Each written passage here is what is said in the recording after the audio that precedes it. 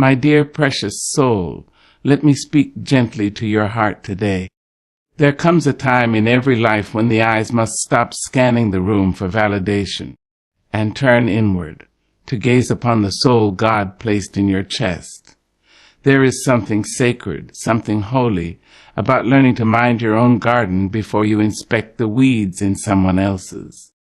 Now, I've lived long enough to know that comparison is a thief and jealousy is its victimplice. And the two of them, they will rob you blind if you let them.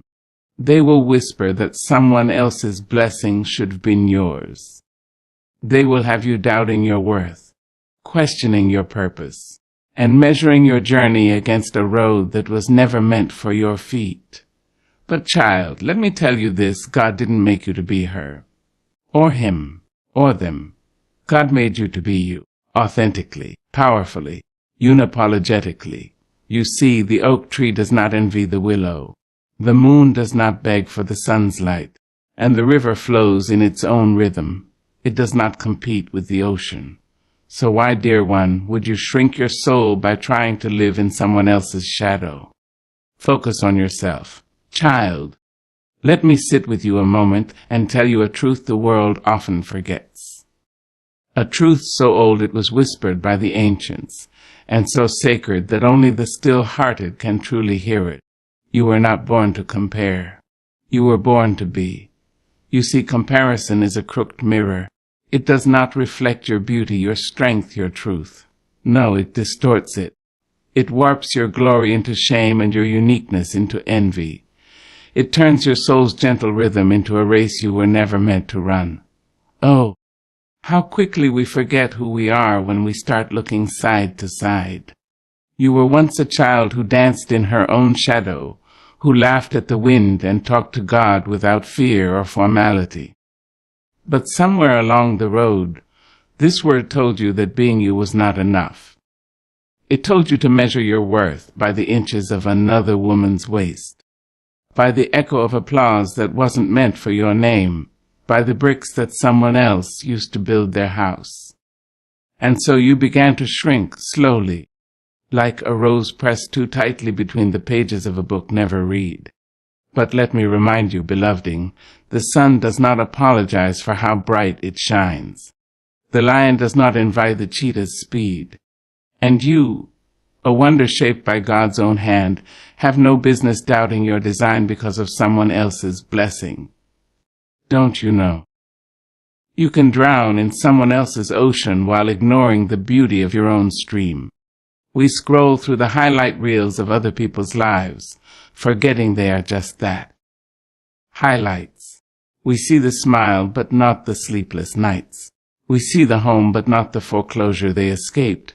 We see the marriage, but not the nights they cried on separate sides of the bed. Oh yes, child. Comparison will have you admiring a crown without knowing the cost of the cross they carried to wear it. And still we compare. We see her body and we hate our reflection. We hear his success and we question our purpose. We watch their joy and we wonder what's wrong with our sorrow. But let me tell you, comparison is a liar. It will rob you of your peace. It will strangle your creativity. It will bury your passion beneath layers of shame and doubt. You cannot build your house if your eyes are always fixed on your neighbor's foundation.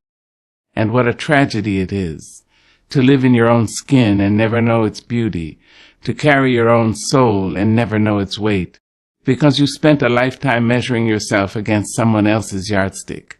Beloved, that is not the way of the wise. That is not the way of the soul. And surely it is not the way of the Lord.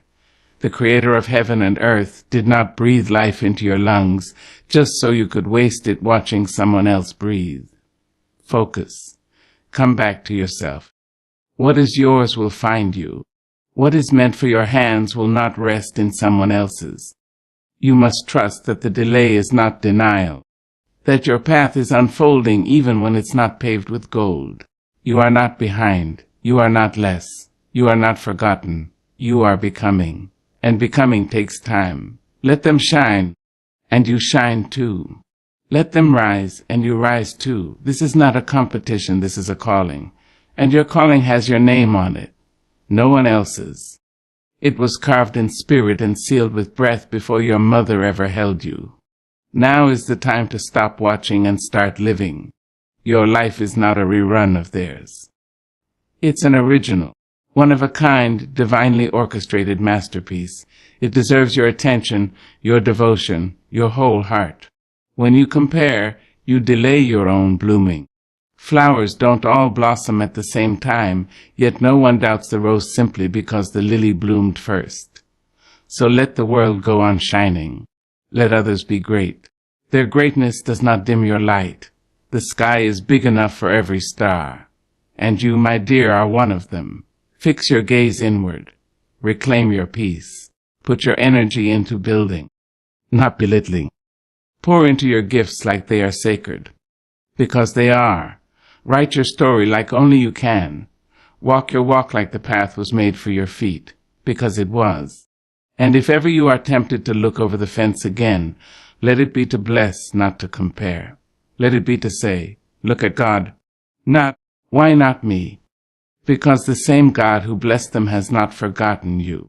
And when it's your turn, and it will be, you'll be so glad you were too focused on growing to waste a moment in being. Child, comparison is beneath you. Let it go. Return to yourself. Rise in your own time, bloom in your own season, and walk forward with the quiet power of someone who knows there is no one like me.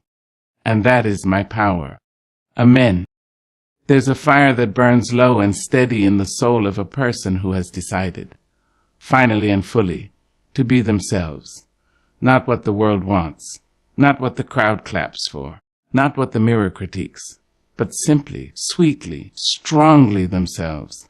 Baby, let me tell you something I've learned walking through years, storms, and sacred silence. The moment you embrace your true self is the moment you begin to walk in power, not the loud, boastful kind of power that needs to prove, but the still, steady kind, the kind that doesn't flinch when overlooked, doesn't shake when misunderstood, and surely doesn't bind just to be accepted. You see, God don't make copies. When He crafted you, He did so with an imagination as wide as the sea. Every freckle on your skin, every scar on your spirit, every dream tucked beneath your ribs, He called it good. And who are we to disagree with God? There is a certain kind of holy rebellion in being who you in a world that keeps trying to convince you to be someone else. But that rebellion, my dear, is sacred. It is freedom. The world will give you masks, so many masks, one for work, one for family, one for church, one for the streets, one for the sorrow you carry but aren't allowed to show.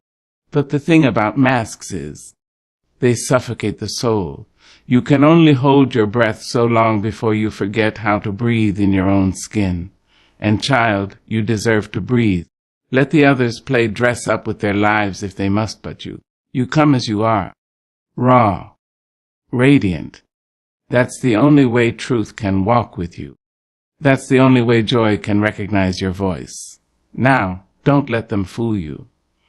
Authenticity will cost you. Yes, it will. You'll lose people. You'll lose approval. You'll even lose the version of yourself that once begged to belong. But what you gain cannot be measured. You gain peace. Not the fragile peace that comes from pleasing others, but the sturdy peace that says, I know who I am, and that is enough. You gain strength, because there is nothing stronger than a soul that has stopped running from itself. You gain purpose, because purpose can only find a person who is still enough, true enough, and bold enough to receive it. Let me remind you, there is no need to perform. You don't have to audition for love. You don't have to hustle for worth.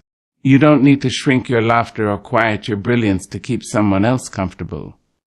No, ma'am. No, sir.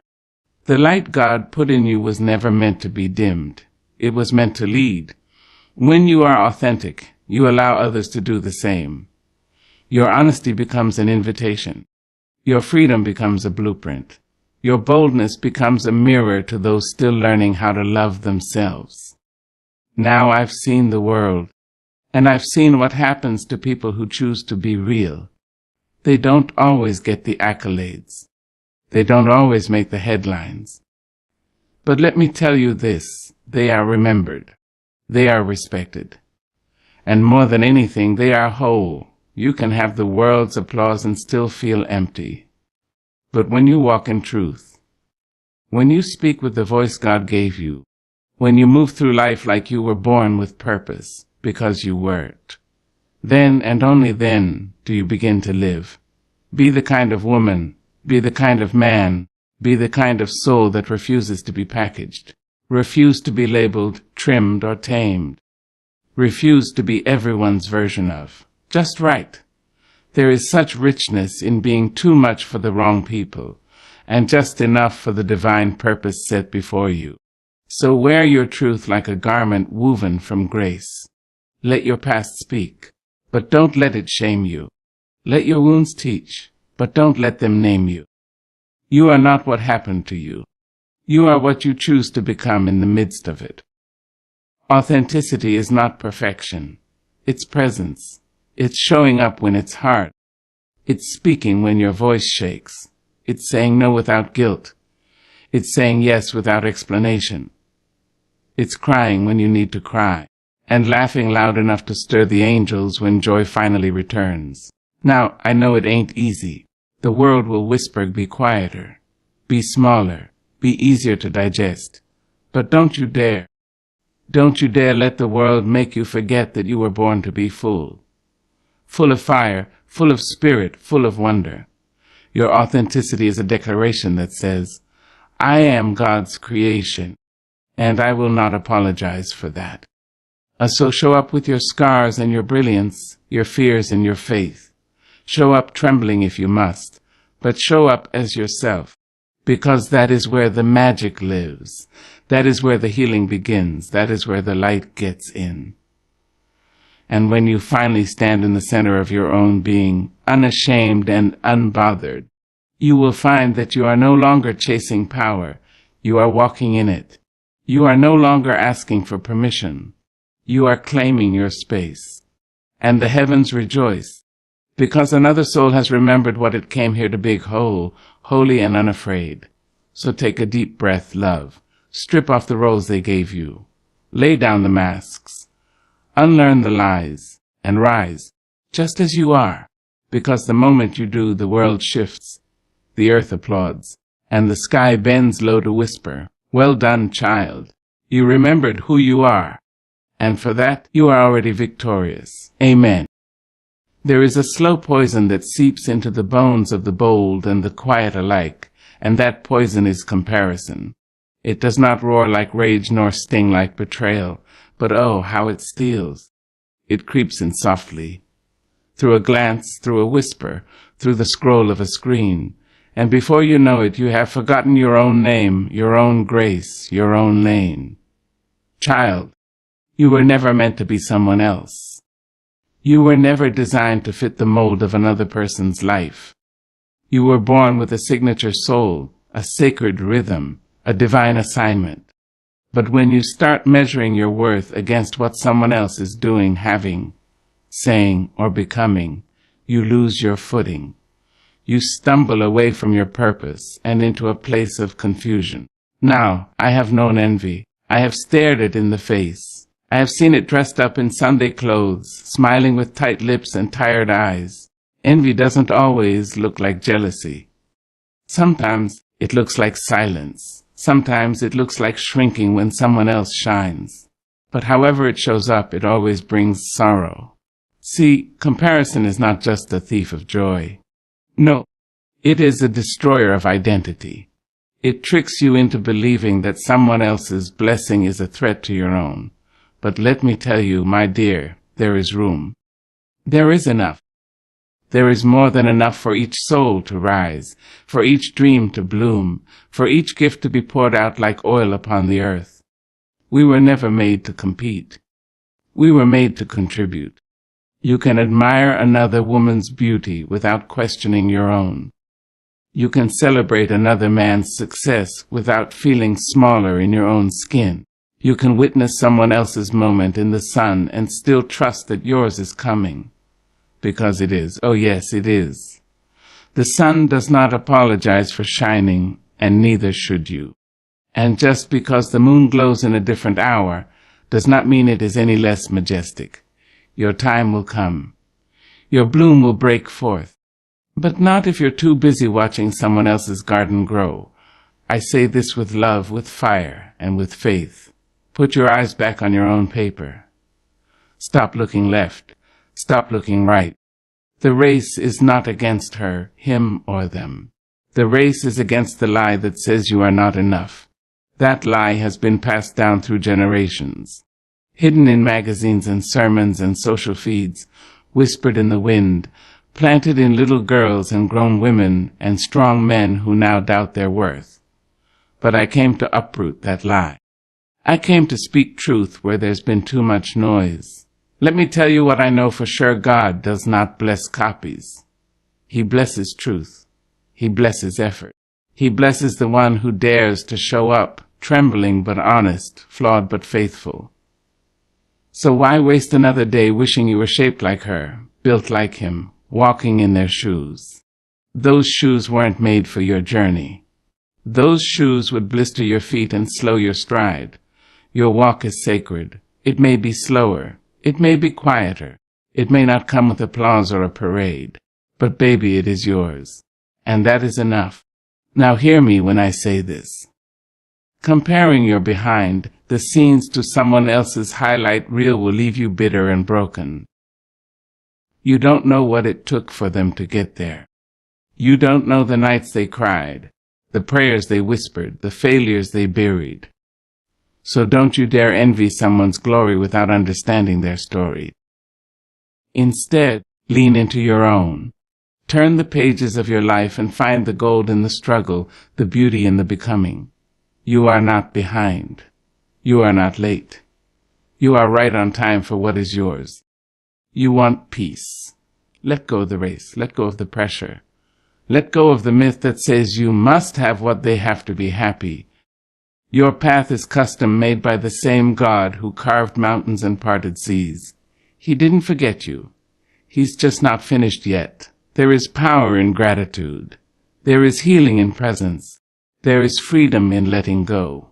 So today, look at your own hands. What have they built? What have they held? What prayers have they lifted? That is holy. Look at your feet. Where have they walked? Through fear, joy. That is sacred. Look at your reflection. Not with judgment, but with grace. You are not perfect, but you are purposeful. You are not lacking. You are learning. You are not broken. You are becoming.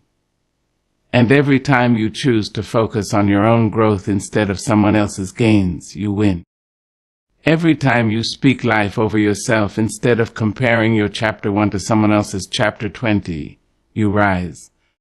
And every time you bless someone else's journey without questioning your own, you are free. Now that, my dear, is power. So promise me this. Next time you feel the urge to measure your life by someone else's yardstick, you will stop, breathe, and remind yourself of the true thing. I am enough. I am called. I am chosen. I am becoming all I was born to be, not in her image, not in his shadow, but in my own divine light. That sweet soul is the kind of freedom no one can take from you. That is the kind of self-love that sings louder than shame and dances taller than doubt. That is the kind of truth that sets the world on fire. And you, beloved, were made to burn with that truth. So go on. Let them run their race, but you walk your own path with your head high, your heart open, and your soul anchored in the knowing that what is meant for you cannot miss you. Because when you let go of comparison, you make room for confidence. And when confidence comes home, peace is not far behind. There will always be noise.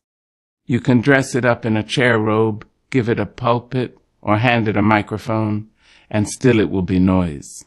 It shouts from the corners of your doubt, creeps through cracks in your resolve, and dances with delight when you forget who you are. The world is loud, child. It is a sea of opinions wrapped in certainty, shouting, do this, be that, look like her, act like him. But you, precious soul, were not created to live by the volume of the crowd. You were designed to be led by the still, small voice within. You see, there's a sacred quiet that lives deep in the bones of those who know themselves. It doesn't need validation. It doesn't seek permission. It doesn't ask, am I enough? For it already knows the answer. That quiet comes from knowing you are made of divine dust, that your worth is not up for debate, that your journey, your path, your purpose are all your own. But oh, how easy it is to forget that truth when the noise grows loud. You turn on the television, and it tells you what beauty should look like. You scroll your screen, and it shows you who's trending, who's winning, who's being seen. Friends and strangers alike will speak over your dream as if it is theirs to narrate. Some will whisper from love, others will murmur from fear, but it is all noise nonetheless. And if you're not careful, you'll begin to tune your soul to the wrong frequency. You'll start shrinking your light to make others more comfortable. You'll ignore your calling to chase their applause. You'll abandon your voice and take up theirs, hoping it will somehow make you more whole. But you can't hear heaven when the world is too loud. You can't walk straight when you're looking side to side. And you can't move forward with confidence when your heart is cluttered with every opinion but your own. So I say this with love wrapped in steel: silence the noise. I don't mean silence people forever, no. I mean learn to pause. Learn to pull back. Learn to step into stillness until you can once again recognize the sound of your own spirit speaking. God never needed a megaphone to get through to you. But you must be willing to turn the volume down on the world if you want to hear what he has to say. There's wisdom in quiet. There's peace in pulling away. Some of your most sacred breakthroughs will not come in a crowd. They will come in solitude. In the still morning hours before the city wakes, in the whisper of wind brushing against your cheek, in the moments you dare to sit alone with your own heart and not run from what it says. But we've been taught to fill every silence, haven't we? Taught that if things get quiet, something must be wrong. But let me tell you, some of the most dangerous people I know are the ones who've learned to be still, who don't need to prove themselves, who don't need to chase attention, who have made peace with the sound of their own soul. When you silence the noise, you stop living for performance. You stop needing to be liked, noticed, praised. And you start living with intention, with clarity, with courage. That's when you begin to move different. You walk into rooms without needing approval. You speak truth without trembling. You choose peace over popularity. And you give yourself permission to grow without needing everyone to understand your process. Everybody won't understand your quiet. That's all right. Everybody won't respect your boundaries. That's all right too. You are not living to be understood by the crowd. You are living to be aligned with your Creator. And God is not found in chaos. He is found in the calm. I remember times when I thought I needed to respond to everything, to defend myself, to explain, to make people see what I meant, what I felt, what I was trying to do. But the older I got, the more I realized silence can be an answer. Stillness can be a strategy, and peace is often more powerful than any argument. Let them say what they will. Let the world do what it does. Let the noise rise if it must. But you, child, stay anchored. Stay rooted. Stay in tune with the melody only your soul can hear. Because when the world gets loud, it's not just distraction, it's distortion. The noise will have you questioning your worth. It will make you second-guess your progress.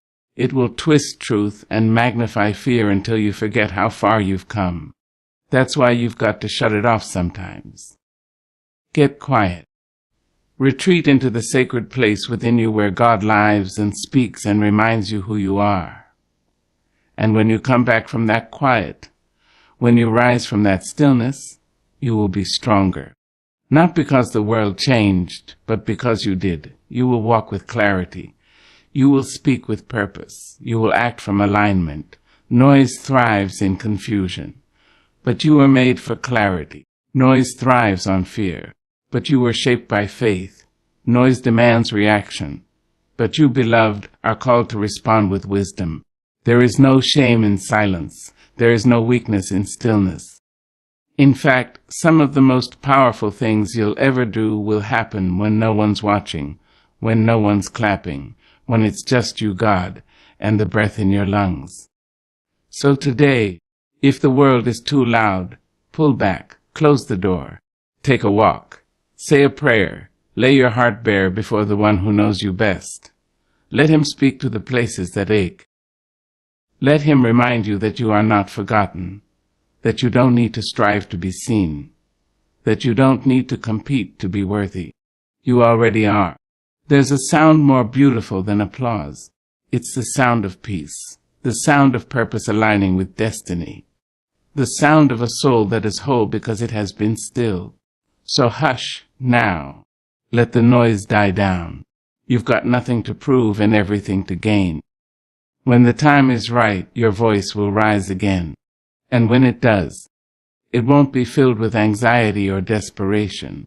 It will be filled with truth, with power, with God.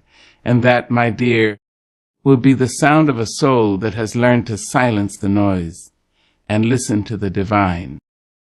Yes, child, you must learn to grow in your own garden. You must learn to plant where your hands can reach, water what is yours to nourish, and tend to the soil of your soul with care and reverence. There is something holy about turning inward, not in selfishness, no, but in stewardship. For how can you give to others what you have not cultivated within yourself? It is tempting, I know, to stretch your arms wide, to scatter your attention like seeds in the wind. The world pulls at you, telling you to do more, be more, serve here, show up there. But you must never forget this curse. No one else is responsible for the condition of your soul but you. Your peace, your purpose, your joy, your healing. These are gardens that only you can grow. You see, too many of us are walking around with withered roots, wondering why we feel so dry.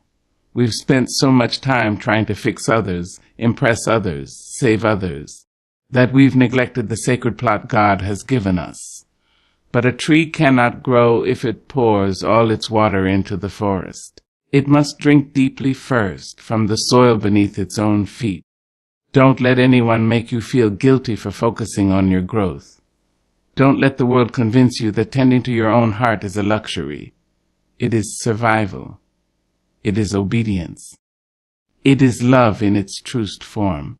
Because when you grow yourself, you don't just bloom for you. You bloom for everyone who needs the shade of your strength. You bloom for the weary traveler who stumbles into your life and finds rest in your words. You bloom for the next generation who needs to see what healing looks like. You bloom for the ones who never got the chance, so that your life becomes a testament that it can be done. But growth, child, isn't always glamorous. It is messy. It is slow. It is painful sometimes. There will be seasons when nothing seems to sprout, no matter how hard you work the land. There will be moments when you look around and see others flourishing while you feel forgotten. Don't let that fool you. Even in silence, even in stillness, growth is happening. The roots are stretching deeper. The soil is being prepared. And you must be faithful in the tending. That means pulling the weeds of bitterness when they rise up uninvited.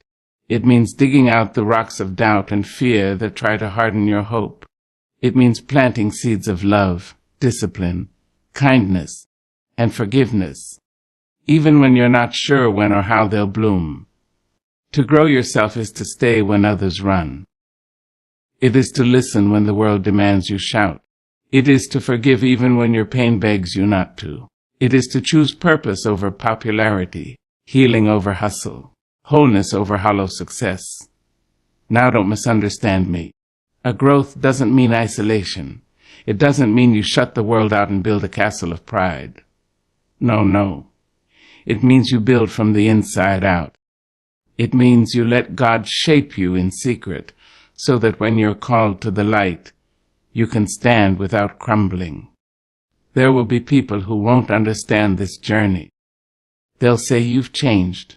They'll say you've become distant. Let them talk. What they don't know is that you're not running away.